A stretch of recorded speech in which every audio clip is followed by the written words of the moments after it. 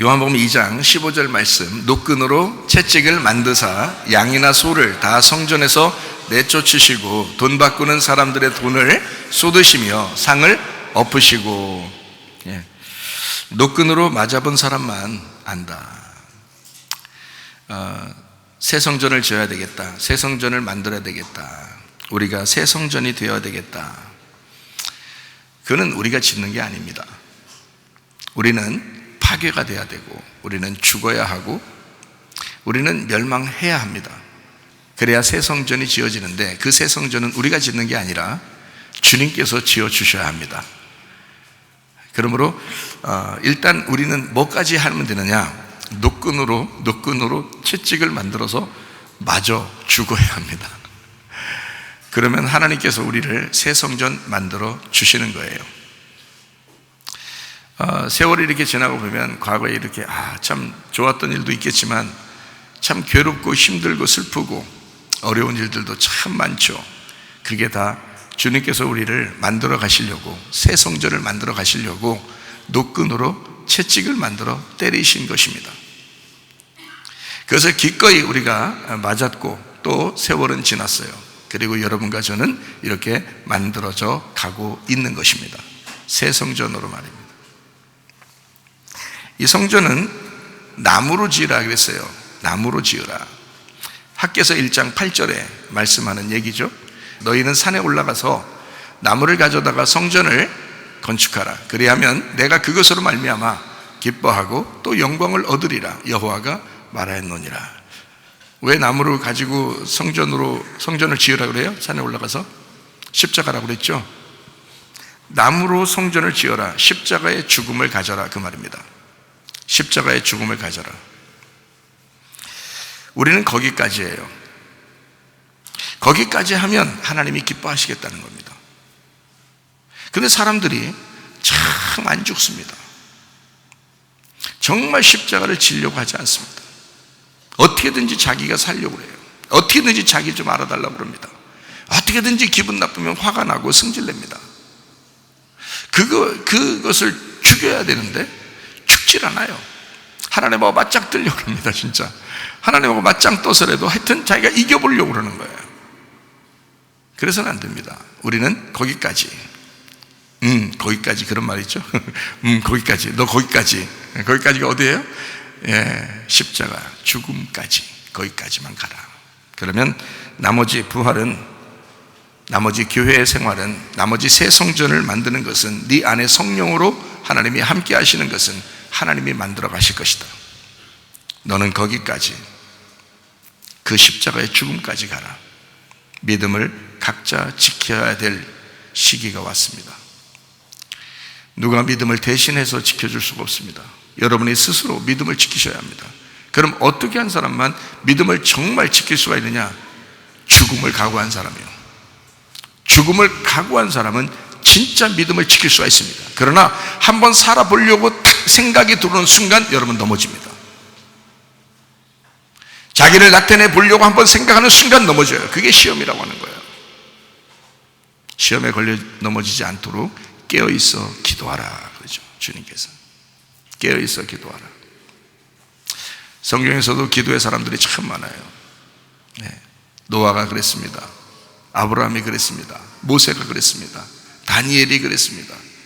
예수님이 그랬습니다. 다 기도의 사람이었어요. 기도의 사람만이 승리할 수 있도록 성경은 그렇게 인도하고 있습니다. 그러므로 기도하지 않으니까 시험 들고, 기도하지 않으니까 넘어지는 거예요. 기도하면 다시 일어날 수 있습니다. 기도하시면 다시 승리할 수가 있습니다. 한 해 한 해 여러분 이렇게 지나면서 새로움이 여러분에게 넘쳐나시길 바라고, 새싹이 이렇게 돋듯이 새로운 시작이 여러분 안에 있으셔야 돼요. 그러려면 기도하셔야 돼요. 기도하셔야 돼요. 여러분 죽어야죠. 기도하셔야 돼요. 진짜 죽은 사람은 기도하게 돼 있어요. 기도하는 사람은 진짜 죽는 거예요. 자꾸 사는 사람은 기도가 안 돼. 기도가 안 되니까 또 자꾸 살아. 그래서 기도해야 돼요. 자기가 기도 잘 안 되는 사람 있잖아요. 그러면 하나님 앞에 기도하세요. 기도 좀 잘 되게 해달라고 기도하세요. 기도하셔야 돼. 그래야 살아요. 하나님이 살리셔야 그게 진짜 사는 거지. 여러분이 산다고 사는 게 아니에요. 그거 나중에 지나고 보면 내가 왜 이렇게 살았나 하고 후회한단 말이에요. 내가 왜 이랬나 후회한다고. 믿음은 각자 지키셔야 합니다. 요한복음 2장 15절 녹근으로 채찍을 만들어냈습니다. 녹근이라는 게 스코이니온, 매듭이라는 말입니다. 녹근이 매듭이라는 거예요. 그러니까 매듭이라는 거 여러분 아시죠? 매듭 진다, 이렇게 매듭한, 올가매는 거예요. 이렇게 올가매고 매듭을 진다. 녹근, 올가매고 매듭지게 하는 게 성경에 어떤 거예요? 성경에서 매듭지고 우리를 올가매는 게 있다면 뭘까요? 율법입니다. 율법. 그럼 율법이 나쁜 건가? 성경에 나쁘다고 나와 있어요? 아니죠. 율법은 옳은 겁니다. 깨끗한 걸 율법이라고 그래요. 깨끗한 걸. 그러니까 더러운 인간이 거기에 부딪히면 넘어지는 거죠. 그러니까 율법이라는 것은 우리를 넘어지게 하는 것이다. 죄를 알게 하는 것이다. 그 말은 왜 그러냐면 율법이 깨끗하기 때문에 그렇습니다. 그리고 우리를 딱 거기에서 벗어나지 않도록 올가매기 때문에 그런 거예요. 사람들이 뜰에서 장사하다가 점점 성소 안으로 들어갔습니다. 그러면 뜰에서 장사하다가 성소 안으로 들어가요. 그 왜 그랬을까요? 이 사람들이. 요한복음 2장에 보면 장사하는 사람들이 막 성전 안으로 들어가잖아요. 왜 그러냐면 이게 밖에 있다가 안으로 들어가는 거예요. 점점점 안으로 들어가거든요. 뭘 장사한다는 거예요? 그 보니까 돈 바꾸고 비둘기 팔고 이러면서 짐승들이 밖에 있다가 점점점 안으로 들어오는 거잖아요. 예배할 때 여러분 지금 짐승 가져오나요? 안 가지죠. 예. 뭘로 예배 드리는 거예요, 우리가? 예? 말씀으로 예배 드리는 거예요. 그러니까 이게 뭐냐면, 이게 뜰에서 장사하다가 성소로 들어가 말씀을 장사하고 있는 거예요. 이게 이 장사라는 게요, 이 세상적인 장사가 있고 하나님 안에서의 장사가 있어요. 우리는 달란트 가지고 장사해야 되겠죠. 그런데 이게 속셈을 가지고 장사라는 거예요.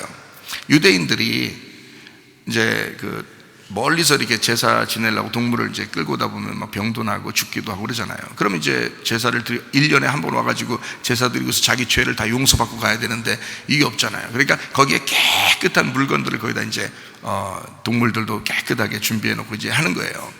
제사 잘 드릴 수 있도록 하기 위해서.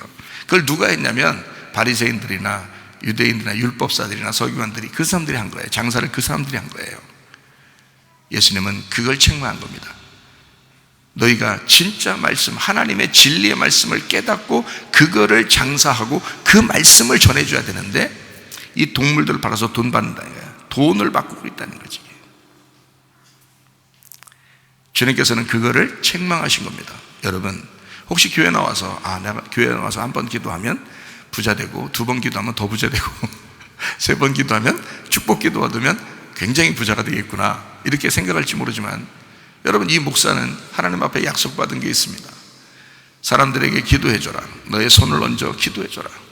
그 사람들에게 무엇을 약속하고 기도해주면 성령의 기름 부음을 기도해줘라. 성령의 기름 부음을 약속해서 기도하면 그가 말씀을 깨닫게 될 것이다. 그가 말씀을 깨닫게 되면 그 말씀을 깨달은 것 때문에 형통하게 될 것이다. 성경은 그런 순서가 있는 거죠. 순서 없이 그냥 막 사람들이 원하는 대로, 소원하는 대로 다 되고 그러는 게 아닙니다. 목사가 해야 할 일은 하나님의 성령의 기름 부음을 기도해 주는 거예요. 저도 성령의 기름 부음을 받은 거죠. 성령의 기름 부음을 받았기 때문에 그 성령의 기름 부음을 나눠주는 거예요. 그렇게 기도해 줘라. 그러면 그가 지혜가 생길 것이다. 말씀이 들어올 것이다. 말씀이 깨달아질 것이다. 그러면 그것 때문에 다른 일들이 형통한다. 이게 순서예요. 저는 그 약속을 하나님 앞에 받았고 실제로 그렇게 하고 있는 중입니다. 네. 자, 사람들은 율법을 가지고 올가매고, 사람들을 올가매고 또 장사했습니다.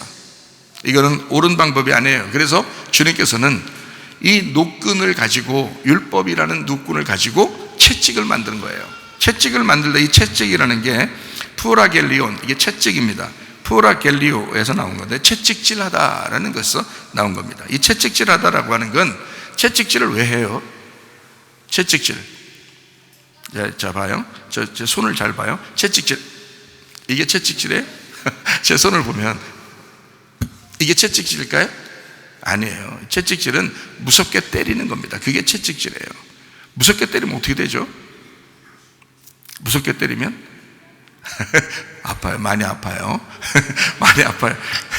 근데 이게 채찍질, 성경에 있는 이 채찍질은 어떤 의미를 가지고 우리가 봐야 되냐면 이렇게 보는 겁니다. 채찍질을 무섭게 때렸다 그러면 이게 갈라지는 역사가 일어나는 거예요. 자, 이제 좀 이해가 되겠죠? 모세 보고 막대기를 들어서 어떻게 했어요? 너 모세 지팡이 그 막대기 들고서 홍해바다 앞에 있으니까 어떻게 해요? 그거를 내리쳐라 그러죠? 예. 물론 이게 막대기를 이렇게 지팡이를 이렇게 물에다 대고서요 지지지지 이렇게 할 수도 있었어요. 그래도 갈라져요. 그렇지 않겠어요? 아니 그걸 안 돼도 갈라질 수 있어요. 하나님의 능력인데. 그렇죠? 그런데 그걸 내리쳐라 그렇게 얘기해요. 왜냐하면 갈라내라는 겁니다. 찢어내라는 겁니다. 이건 무슨 의미냐면 앞뒤를 갈라라, 좌우를 갈라라, 앞뒤 전후를 갈라내라 이거야. 딱 구분하라는 거죠. 다시 말하면 경계를 만들어라. 앞뒤 좌우를 네가 경계를 만들어 분별력을 가져라. 홍해바다가 갈라졌습니다. 애국과 광야의 경계를 만든 것입니다. 요단강 물을 갈라냈습니다. 그 요단강 물은 가나안 땅과 광야의 경계였습니다. 그거를 갈라냄으로써 통과하게 되는 거죠. 홍해바다는 애국과 광야의 그 경계선이었습니다. 이거를 채찍으로 때림으로써, 막대기로 때림으로써 이거를 찢어냈고 이거를 갈라내서 여기를 그 경계를 넘어가도록 만들었습니다. 홍해바다도 넘어갔죠. 요단강도 넘어갔죠. 다 무슨 역사가 있었어요? 물이 갈라지는 역사가 있었어요. 자, 어떻게 됐기 때문에, 무엇 때문에 그렇게 갈라지게 했죠? 채찍을 때린 겁니다. 채찍을 때렸기 때문에 그걸 넘어갈 수 있었던 거예요. 여러분, 믿음의 성장이라고 하는 것은 그냥 막 이루어지는 게 아니라 노끈으로 맞아봐야, 노끈으로 채찍을 만들어 맞아봐야 믿음이 성장하는 거예요. 그냥 막 성장하는 게 아니에요. 여러분에게 어려움이 당한다는 것은 하나님의 사랑입니다. 하나님께서 여러분을 갈라냄으로써 그걸 통과하도록, 믿음의 성장을 가져오도록, 말씀을 깨닫도록, 주님의 사랑을 이해하도록 만들려고 하는 하나님의 계획이었다. 그거를 여러분이 기억하셔야 합니다. 요한복음 1장 48절 한번 보겠습니다. 나다나엘이 이르되 어떻게 나를 아시나이까? 예수께서 대답하여 이르시되 빌립이 너를 부르기 전에 네가 무화과나무 아래에 있을 때에 보았노라 그랬습니다. 나다나엘이라는 사람은 히브리 말로 이름이 네타넬이라는 단어입니다. 네타넬, 이게 무슨 말이냐면 하나님에 의해서 주어진 이라는 이름이에요. 하나님에 의해서 주어진. 아주 이름이 좋죠. 아주 이름이 좋습니다. 나탄하고 엘의 합성어인데, 나탄이라는 말이 주다, 첨가하다, 뼈대를 만들다, 허락하다라는 말이고, 엘이라는 말이 하나님이라는 말입니다. 그러니까 하나님께서 뼈대를 만들어 주시는 자, 하나님께서 첨가해, 하나님이 허락하신 자, 하나님께 의해서 주어진 자, 나다나엘이라는 사람입니다. 참 좋은 이름을 가졌죠. 이 사람이 어디에 있었다고요? 무화과나무 아래에 있었답니다. 무화과나무라고 하는 것은 성경에서 무화과나무 잎으로 아담과 하와가 무화과나무 잎으로 이렇게 이제 치마를 해 입었죠. 그러면 무화과나무 잎으로 치마를, 과연 무화과나무 잎으로만 치마를 해 입었을까? 성경에 거기에는 창세기에서는요, 선악과와 생명나무가 있었습니다. 선악과를 먹으니까 무화과나무가 어디서 나타난지 갑자기 등장을 했어요. 나타나서 그 다른 나무도 그럼 있었겠죠, 그죠? 근데 무화과나무 잎으로 굳이 그걸로 치마를 만들어 입었어요. 뭔가 의미가 있겠죠, 그죠? 그 무화과나무는 뭐를 의미하려고 성경에서 나온 거냐면 사람을 얘기하려고 한 겁니다. 사람, 이 땅의 사람을 얘기하려고. 그래서 무화과나무 열매가 있어요. 그 무화과나무 열매를 여러분이 아시죠? 이게 무화과나무 아래에 있었다 했을 때, 이 나다나엘이 무화과나무 아래에 있었다, 그 말은 사람 아래에 있었다 그 말이에요. 사람과 같이 있었다, 사람의 의견을 존중했다. 지금으로 말하면 신학에 능통한 사람이다. 하나님이 만드신 게 아니라, 하나님이 직접 성경으로 주신 게 아니라 많이 배운 사람이란 얘기예요.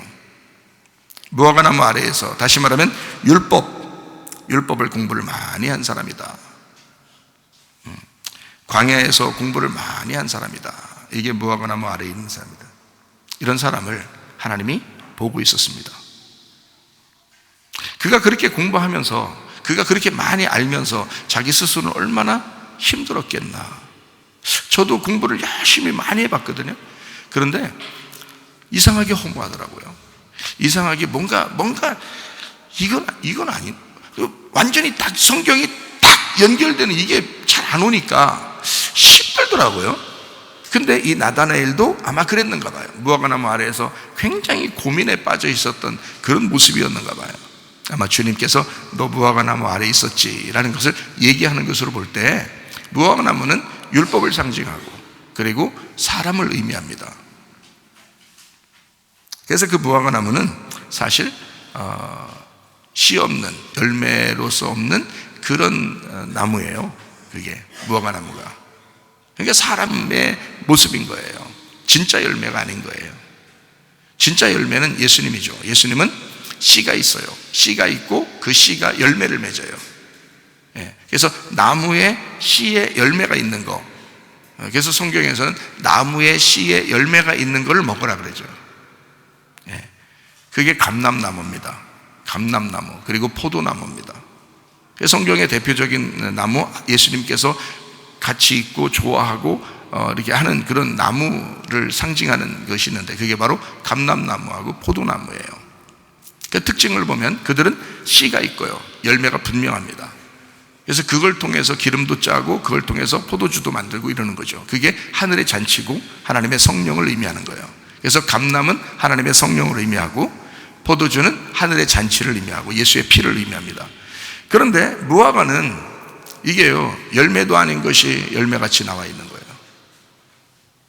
그게 무화과나무예요. 그래서 이 무화과나무 잎으로 이게 치마를 해 입었다 할 때, 그것은 사람을 더 의지하게 되었다. 선악과를 먹고 사람을 더 의지하게 되었다. 사람의 지식에 빠졌다. 그 유전과 전통에 빠졌다. 그 율법에 매여 있다. 이런 거죠. 그런 사람을, 이 나다나엘 같은 이런 사람을 하나님이 보고 있었다는 거예요. 하나님의 눈에 들어왔다는 거야. 하나님의 눈에 들어오면 여러분이 어떠한 상황, 어디에 있든지 언제 어디에서 무엇을 하든지 하나님의 눈에만 들어오면 구원받습니다. 그러니까 한 해 한 해 살면서, 한 해가, 새롭게 시작하는 한 해가 하나님의 눈에 들어온 한 해가 되어야 하셔요. 예배하고 하루를 시작하고 예배하고 한 해를 시작하는 하나님의 사람들에게 하나님께서는 하나님의 눈을 고정할 것입니다. 고정하시옵소서. 눈이 고정되는 거예요. 하나님께 은혜 받은 사람 나다나엘, 그러니까 하나님에 의해서 주어진 사람 나다나엘, 하나님이 허락한 사람, 하나님이 뼈대를 만들어내는 사람, 그게 나타나엘입니다. 하나님께 은혜 받은 사람. 하나님께 은혜 받은 사람, 창세기 6장에 한 명 또 나오죠. 누구예요? 노아입니다. 노아가 하나님의 은혜를 받은 사람이었어요. 자, 이 사람이 하나님의 눈에 딱 들어왔어요. 노아가요. 하나님께 은혜를 받았더라 그랬거든요. 그 말은 다른 말로 말하면 하나님의 눈에 들어왔더라 그 말이에요. 여러분도 하나님의 눈에만 딱 들어오면 은혜 받습니다. 그래요. 그래서 거기서 이제 방주에 들어가게 하죠. 방주에 들어가라 라고 했어요. 그럼 들어가야 돼요. 나와라 그러면 나와야 되고 방주에 들어가라 그 말은 다른 말로 말하면 뭐예요? 죽어라 그 말이고요, 무덤에 가 있어라 그 말이고, 그 다음에 나와라 그런 말은 뭐예요? 성탄해라 그 말이에요. 부활해라, 성탄해라 그 말이에요. 새로 신년을 시작해라 그 말이에요. 여러분에게 성탄이 있어야 되는 거고요, 여러분에게 부활이 있어야 되는 거고, 여러분 안에 신년이 있어야 되는 것입니다. 새로움이 여러분 속에서, 그러니까 죽음이 있어야, 노아 방주에 들어가는 것이 있어야 나오는 것이 있는 거예요. 무덤에 들어가는 게 있어야 부활하는 게 있는 거예요. 작년이 있으니까 올해가 있는 거예요. 여러분 이해가 돼요? 지나간 게 있으니까 새로운 게 오는 거란 말이에요. 이걸 성탄이라 그렇게 말하는 것입니다. 신년이다 그렇게 말하는 거예요. 방주에서 나올 때 노아는 성탄을 경험했습니다. 하나님께 새로운 인류의 시작을 깨달았죠. 무화과 나무 아래에서 있었던 나다나엘이 예수님께서 너 무화과 나무 아래에 있었지 하니까 이제 어떻게 하겠다는 거예요? 계속 거기 있어 그 말이에요? 아니면 거기서 나와야 된다 그 말이에요? 거기서 나와야 된다. 너 무화과 나무 아래에서 성탄해야 된다. 무화과 나무 아래에서 신년을 맞이해야 된다. 벗어나야 된다. 아직도 무화과 나무 아래에서 있는가? 아직도 사람을 의지하는가? 아직도 사람 밑에서 벌벌 기고 있는가? 이제 거기서 신년을 해야 된다. 거기서 성탄을 해야 된다. 거기서 부활해서 나와야 된다. 새로운 시작이 여러분에게 있기를 바랍니다. 요한복음 1장 39절 말씀, 예수께서 이르시되 와서 보라. 그러므로 그들이 가서 계신 데를 보고 그날 함께 거하니 때가 10시쯤 되었더라. 왜 이렇게 10시에 또 10시에 주님이 만나네요. 그러면 10시에 만났다는 것은 성경에 보면 열이라는 게 참 좋은 의미가, 많은 의미가 있죠. 열이라는 게 열일 제쳐두고 예배드리러 오는 거예요. 열일 제쳐두고 여러분 예배드리러 오는, 열이라는 게 참 좋은 의미가 있는데 계명이 몇 개죠? 10개예요. 손가락이 몇 개죠? 10개. 발가락은 몇 개씩 있습니까? 10개예요. 그게 정상입니다. 우리 저기 박 집사가 아기 낳았더니 아기가 손가락 10개인지 얼른 봤대. 발가락 10개인지 얼른 봤대. 부모 마음이죠, 그죠? 10개씩 나와야 되는데 이게 11개 나왔거나 9개 나오면 큰일 난다. 나오자마자 아기 손가락을 확인했대요. 발가락을 확인했답니다. 이 속 내장은 확인 못하니까. 그러니까 이 손가락을 딱 발가락 확인했다 그럽니다. 10개씩. 이유가 있겠죠. 열일 제초도로 예배드리라고. 열이라는 게 10시쯤 되었더라. 그러면 이 열이라고 하는 것은 이쪽과 이쪽의 경계선입니다. 그러니까 10시 전과 10시 후는 완전 다른 거예요. 예수님을 만나는 그 시간은 10시예요. 10시 예수님을 만나고 난 다음의 인생은 완전히 달라지는 거예요. 그 전의 인생과 그 후의 인생을 갈라내는 노끈으로 채찍을 만들어 때리는 시간이 10시인 거예요. 그게 십계명인 거고 우리의 손가락과 발가락을 통해서 말씀을 배우라는 뜻이에요. 10시. 예수님을 만나기 전과 예수님 만난 후의 삶이 전혀 다르다. 10시 이전에는 우리에게 마치 껍데기와 같은 거예요. 그러나 10시 이후에는 진짜 속의 알맹이를 발견하는 것입니다. 10시 전에는 복음을 들을 줄 알지만 듣기만 하고 귀로만 들은 상태를 10시 전이라고 말한다면 10시 이후에는 복음을 듣고 전할 수 있는 사람, 귀로만 듣는 것이 아니라 눈으로 보고 정확하게 알 수 있는 시기, 그때가 10시 이후입니다. 그러므로 내용을 알 때가 10시 이후예요. 그러니까 10시는 주님을 만나는 시간이죠. 여러분에게 주님을 만나는 그 시간이 있어야 합니다. 그게 어디예요? 무화과 나무 아래에 있는 상태. 거기에서 주님을 만나는 10시가 오게 되면 완전히 바뀌는 거죠. 그러면 거기에서 진짜 유대인으로서, 진짜 그리스도인으로서 살아가게 된다는 겁니다. 성경에 보면 요한계시록에 2장 9절에 보면 이런 말이 있습니다. 내가 네 환난과 궁핍을 알거니와 실상은 네가 부유한 자니라. 자칭 유대인이라 하는 자들의 비방도 알거니와 실상은 유대인이 아니요 사탄의 회당이라. 이게 뭐예요? 자칭 자기는 유대인이라고 하는 거예요. 자기는 그리스도인이다. 나도 기독교인이다. 나도 목사다. 나도 장로다. 나도 집사다. 이런 사람들이 있다는 겁니다. 그건 스스로 인정하는 거죠. 그건 10시 전의 사람이란 말이에요. 10시 전의 사람들은 반드시 10시에 주님을 만나고 그 주님 만난 이후로 돌아오셔야 되는 것입니다. 그래야 진짜 유대인이 되는 거예요. 자칭 유대인이 아니라 진짜 그리스도인이 되는 것이다 이 말이에요. 10시 주님 만나는 시간, 지금 이 시간이 10시입니다. 지금 이 시간이 여러분의 10시예요. 지금 이 시간이 주님 만나는 시간이라는 거예요. 이전 것은 잊어라. 이제 주님 만나면 이 이후의 시간을 완전히 다른 인생을 살게 될 것이다. 이게 말씀이 떨어지는 시간이에요. 예수님을 만나는 시간이라고요. 여러분 이해가 되시겠습니까? 고린도후서 3장 14, 15절 그러나 그들의 마음이 완고하여 오늘까지도 구약을 읽을 때에 그 수건이 벗겨지지 아니하고 있으니 그 수건은 그리스도 안에서 없어질 것이라. 오늘까지 모세의 글을 읽을 때에 수건이 그 마음을 덮었도다. 자, 10시가 되기 전이면 무화과나무 아래에서 아무리 율법을 읽고 아무리 율법을 공부해도 수건이 벗기질 않는 거예요. 그러나 10시에 주님을 만나게 되면 그 이후에는 수건이 벗겨지는 거예요. 그리스도를 만나게 되면 이게 수건이 벗겨지는 거야. 다시 말하면 여러분, 각자 자기의 믿음을 지켜야 되고 각자 자기의 믿음을 지켜야 될 시기가 우리에게 왔어요. 그러면 각자 자기의 믿음을 지키려면 자기가 경험을 해야 된단 말이에요. 자기가 주님을 만나야 된다는 거예요. 자기에게 10시가 와야 된다는 거죠. 10시 이전에 여러분의 삶이 10시 이후의 삶으로 바뀌기를 바랍니다. 그게 신령이에요. 그게 성탄이고 그게 부활이란 말입니다. 어느 날짜를 우리가 지키는 것이 아니에요. 우리의 마음속에 진짜 말씀이 들어오느냐, 진짜 하나님 말씀을 깨닫느냐. 요한복음 2장 19절 말씀, 예수께서 대답하여 이르시되 너희가 이 성전을 헐어라. 내가 사흘 동안에 일으키리라. 성전이 어떻게 돼야 된다고요? 헐려야 된다. 성전은 헐려야 된다. 다시 말하면 율법으로 파괴되어야 새 성전이 나옵니다. 파괴되어야 된다. 그 율법이 뭐라고요? 노끈으로 채찍을 만든 것이다. 노끈으로 채찍을 만든 그 율법으로 의도 터져야, 그래야 새 성전이 나오는 거예요. 그 의도 터지지 않으면 사람이 자기가 계속 자고하여 스스로 높아져서 새 성전이 세워질 수가 없어요. 예수님의 성전이 세워지는 게 아니라 자기 성전을 세운다고요. 자기의 의견을 세운다고, 자기 지식을 세운다고, 자기 힘을 길러보려고 한다고요. 그러나 채찍을 맞아보면, 노끈으로 채찍을 맞아보면 삶이 달라져요. 주님의 성전을 세우고 싶어지고 주님의 성전이 세워지는 것을 목격하게 되는 것입니다. 그게 새로운 한 해가 되셔야 합니다. 요한복음 2장 3절, 포도주가 떨어진지라 예수의 어머니가 예수에게 이르되 저들에게 포도주가 없다. 자, 포도주가 떨어져야 된다, 안 떨어져야 된다고요? 떨어져야 된다.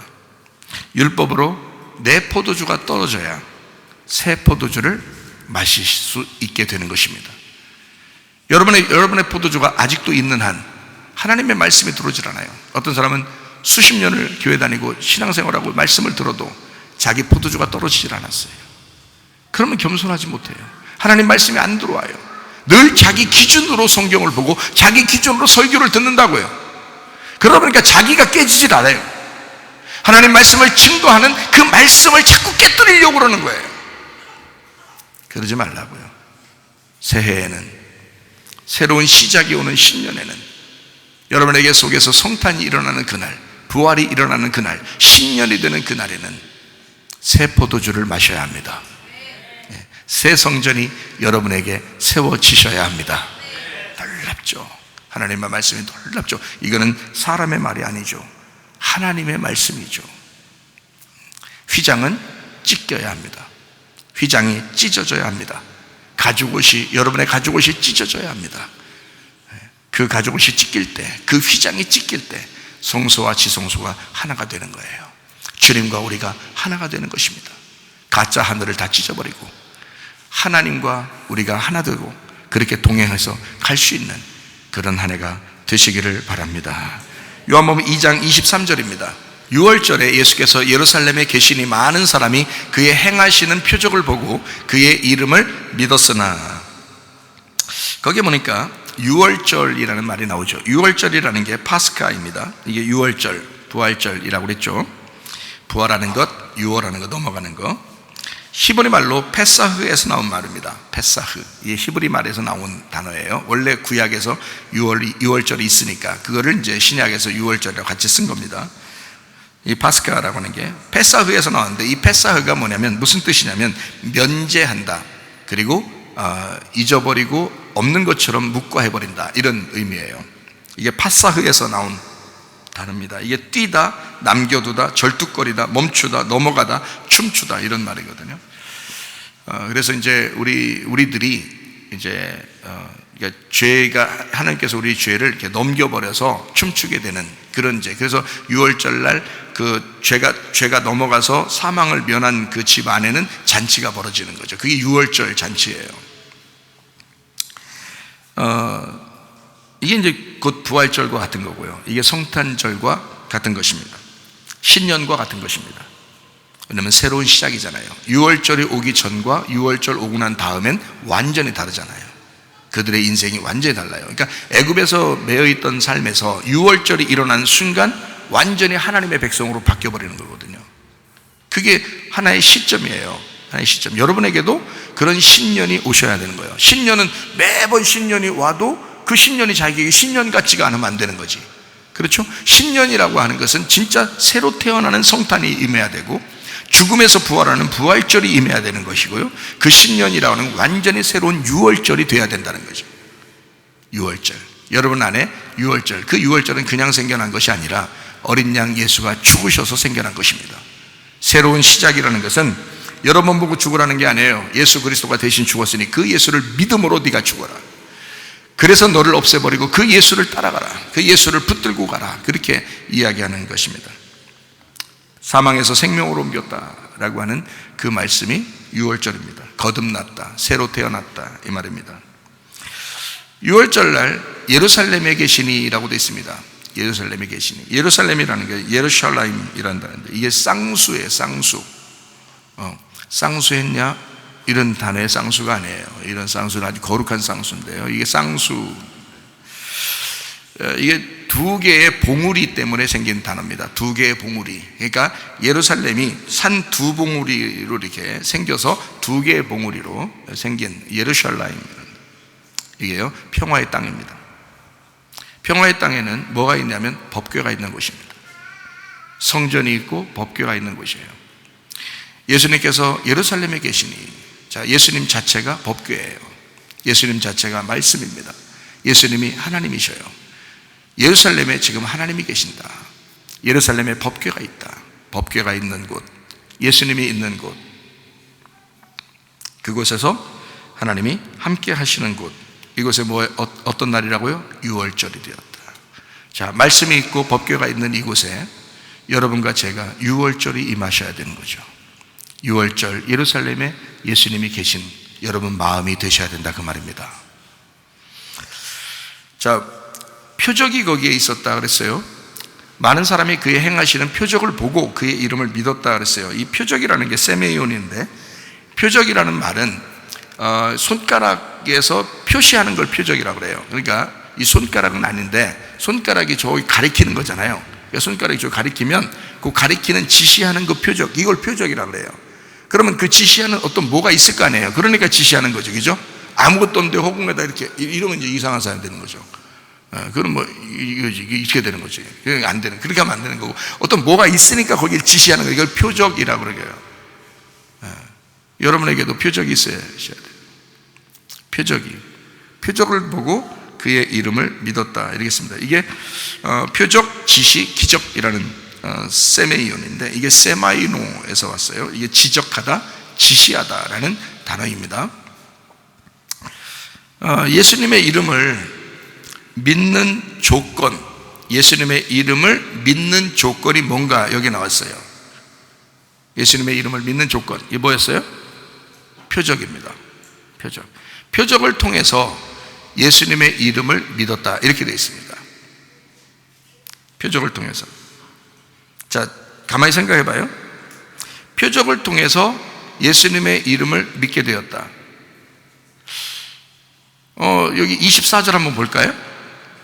예수는 그의 몸을 그들에게 의탁하지 아니하셨으니 이는 친히 모든 사람을 아심이라. 자, 여기까지 이제 같이 읽어야 돼요. 자, 23절을 보면, 23절, 24절을 보면 표적을 통해서 예수님의 이름을 믿었는데 예수님은 아무도 의지하지 않았다, 이렇게 되어 있습니다.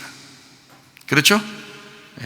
그 말은 무슨, 아무도 다른 사람에게 자기의 일을 의탁하지 않았다.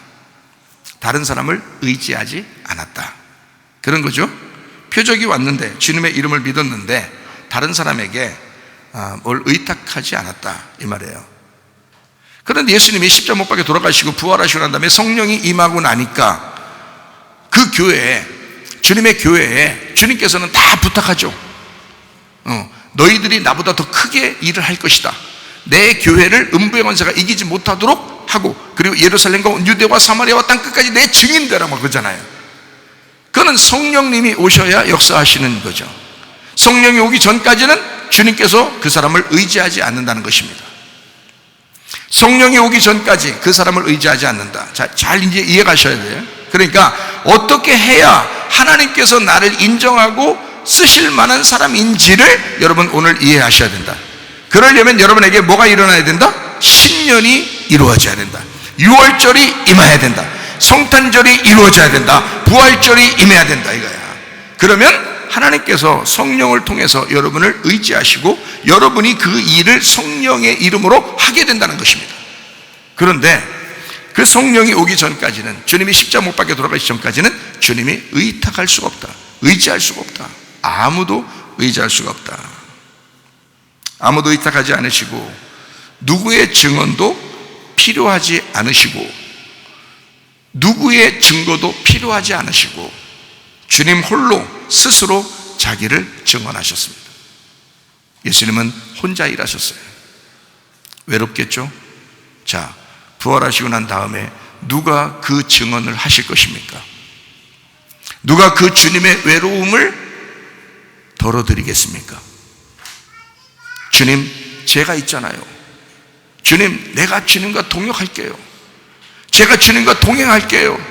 주님 마음을 외롭지 않게 할게요. 주님 쓸쓸하지 않게 할게요. 주님 혼자가 아니에요. 제가 있잖아요. 이럴 사람이 누가 있습니까? 우리 가운데 그런 사람들이 나오셔야 합니다. 예수님, 내가 있잖아요. 주님 날 의지하셔도 됩니다. 하나님의 성령을 받았어요. 내가 성탄했어요. 내가 유월했어요. 내가 부활했어요. 내가 신년을 맞이했어요. 내 속에 거듭남이 있어요. 나는 하늘에서 태어났어요. 주의 성령으로 내가 다시 태어났어요. 주님, 내가 있잖아요. 주님, 눈물을 닦으소서. 내가 있잖아요. 눈물을 닦아드릴 수 있는 자기의 간증이 있는 사람, 새날들에는 반드시 여러분에게 간증이 있으셔야 합니다. 여러분 안에 주님의 간증이 있으셔야 합니다. 주님께서 여러분을 보면서, 야, 이번 한 해 다시 시작하길 잘했다. 너 때문에 살만 났다. 너 때문에 얼마나 행복했는지 모른다. 네가 나와 함께 있어서 내가 외롭지 않았다. 내가 쓸쓸하지 않았다. 나 슬프지 않았다. 나 괴로워하지 않았다. 나 너 때문에 행복했다. 그런 간증들이 여러분 속에 있으셔야 합니다. 주님 안에서의 참된 사람들, 예수의 이름을 지켜내는 사람들, 예수의 이름을 여러분 속에 간증이 있어야 그 하나님의 이름, 그 예수의 이름을 보존할 수가 있습니다. 여러분과 저는 이제 앞으로 더 하나님의 창조의 질서를 회복하고 하나님의 형상대로 우리가 만들어졌으므로 진정으로 자유하셔야 합니다. 율법에 매이거나 나다나엘처럼 율법에 매인 사람들을 주님께서 풀어주듯이 이렇게 풀어주셔야 되는데, 또 성전에 매여서 그렇게 성전 안에서 괴로워하던 그 사람들을 노끈으로 채찍을 만들어 그들을 갈라내고 찢어내서 그들에게 뭘 해주고 싶었겠어요? 자유를 주고 싶었어요. 너희들은 잘 몰라서 그래. 무화과나무 아래에서 잘 몰라서 그래. 나를 만났으니 진리를 깨달아라. 자유해라. 요한복음 8장 32절 말씀, 진리를 알지니 진리가 너희를 자유롭게 하리라. 요한복음 8장 36절 말씀, 아들이 너희를 자유롭게 하면 너희가 참으로 자유로워지리라. 다시 말하면 하나님의 아들을 만나셔야 합니다. 예수 그리스도와 여러분 속에서 만나셔야 합니다. 무화과나무 아래에 있을 때와 주님 만나서 변화될 때는 완전히 다릅니다. 거듭나고 유월하고 부활하고 여러분 성탄이 있고 새로운 신년이 여러분 속에 있을 때는 완전히 달라야 합니다. 여러분이 개인적으로 주님을 경험하셔야 합니다. 성탄은, 유월은, 신년은 참 자유가 시작되는 베레시트입니다. 아르케이고요. 그 아르케가 여러분에게 있어야 합니다. 나의 아르케. 이 세상의 창조의 아르케는 있었습니다. 그게 요한복음 1장이에요. 태초. 창세기 1장 1절도 태초. 그러나 그 베레시트, 그 아르케가 여러분에게 임하지 않으면 안 되는 거죠. 여러분이 베레시트가 돼야 되고 여러분 안에서 아르케가 일어나야 된다는 거죠. 그 창조의 시작, 그 창조의 질서, 하나님의 그 형상대로 만들어지는 그 회복, 이것이 여러분 속에 있으셔야 된다. 이러려면 어떻게 되느냐? 하나님의 이름을 보존해야 된다. 하나님의 이름을 지켜내야 된다. 하나님이 나를 만드실 때, 하나님의 형상대로 만드실 때 그 하나님의 이름을 지켜내야 된다. 그래서 전쟁하는 거예요. 그래서 빛의 갑옷을 입어야 하고 전신갑주를 입어야 하고 그 전쟁에 돌입해서 하나님의 이름을 내가 수호하기 위하여 이번 한 해도 사셔야 합니다. 하나님의 이름을 여러분 속에서 지켜내기 위하여 한 해를 사셔야 합니다. 하나님의 창조의 질서가 여러분 속에서 회복되게 하기 위해서, 하나님의 형상이 여러분 속에서 회복되게 하기 위해서 여러분 우리는 전쟁에 돌입했습니다. 반드시 주님께서 반격을 시작할 것이고 우리는 승리하게 될 것입니다. 하나님의 DNA가 여러분 속에서 움직여 면역력을 키우고 하나님의 이름이 여러분 속에 충만하여 승리하는 한 해가 되시기를 예수의 이름으로 축원합니다.